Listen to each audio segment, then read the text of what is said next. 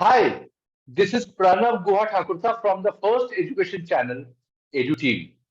In Principles, favorite program, it's a matter of principles. Our guest today is Miss Mukherjee, Miss Papiya Mukherjee, Principal, come Assistant Regional Officer, DAV Model School, Durgapur, West Bengal, India.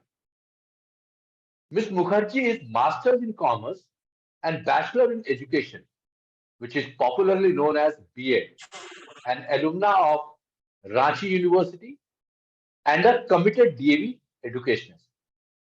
Ms. Mukherjee started her career in 1995 in the DAV Public School, Hehal, Jharkhand, and DAV School, Bistupur, Jamshedpur.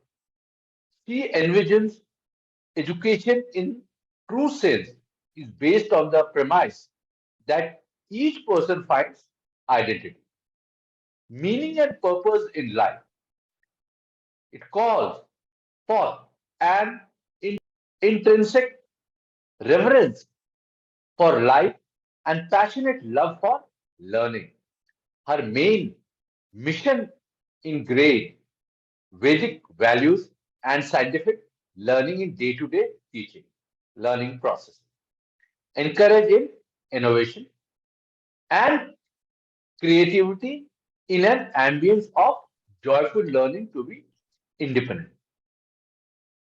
In thought and action, create environmental and social awareness through various socio educational activities to provide equal opportunities to all to be progressive and contributory citizens equipped with skills and confidence.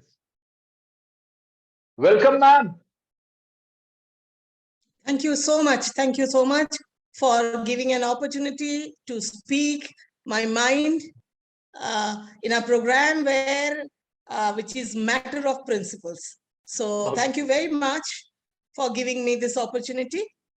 Ma'am, as you are an expert, we would like to have your advice on how a passive and reluctant learner can be transformed into active and enthusiastic learner. Over to you, ma'am.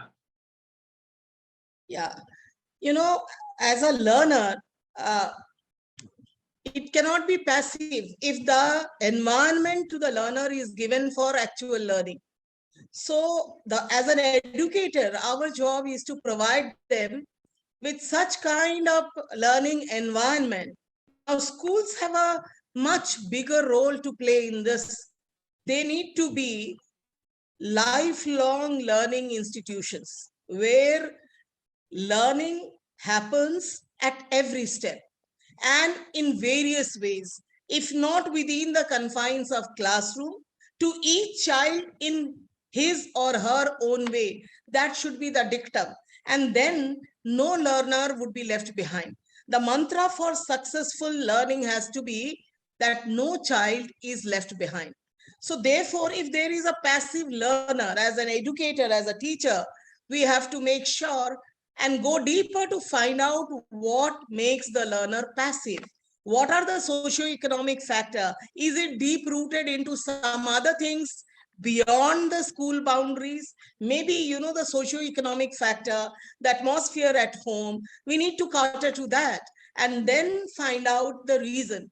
Once we are able to identify the reason of such passiveness of the learner, we would be able to provide solution to it. There can be various solutions. Not all the children can be taught in the same way. Therefore, Right. it calls for more of individualized education program. How a particular learner learns is of vital importance. Now, if we are able to provide joyful learning opportunities, I'm sure no learner would be left behind as a passive learner.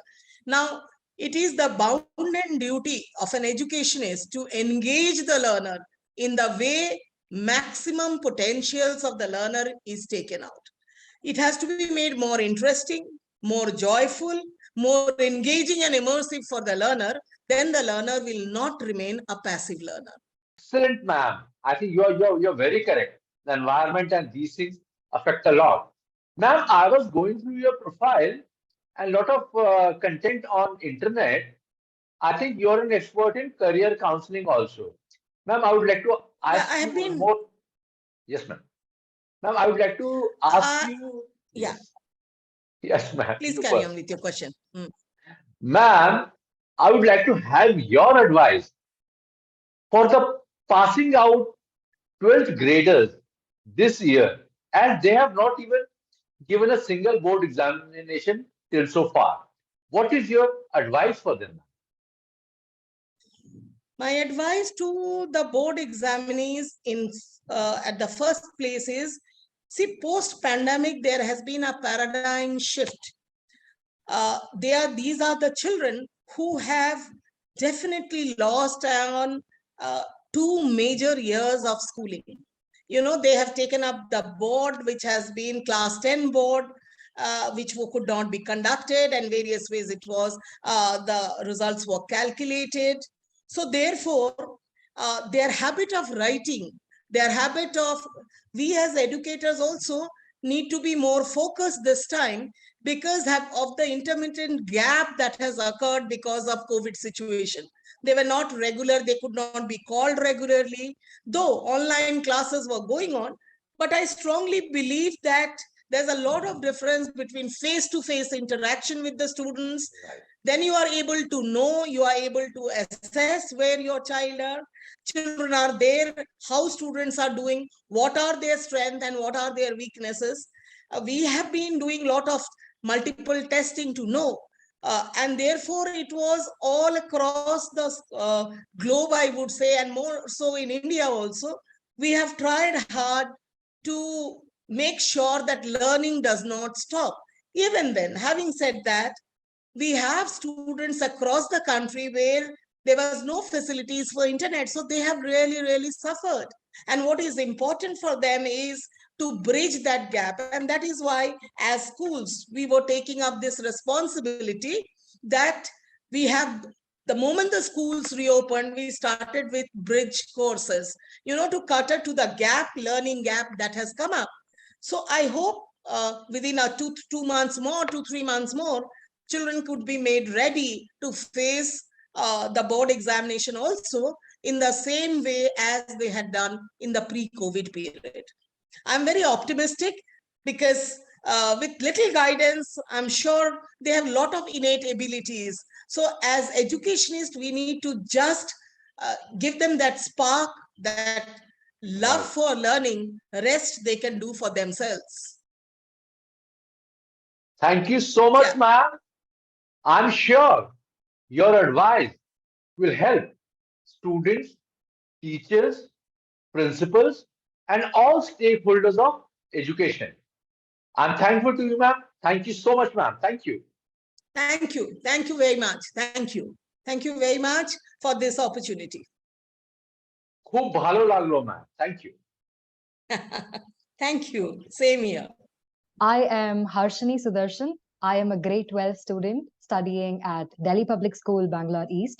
For those of you who are watching, at EDU TV, we are having a program where we conduct talks and interviews between students and university outreach heads in order to find out more about the colleges that we want to join in, and what these colleges and universities are offering to us. So all of this between a university outreach head and a student in order to get answers to questions that every student like me has. So we're inviting all university outreach heads and students to tune into this.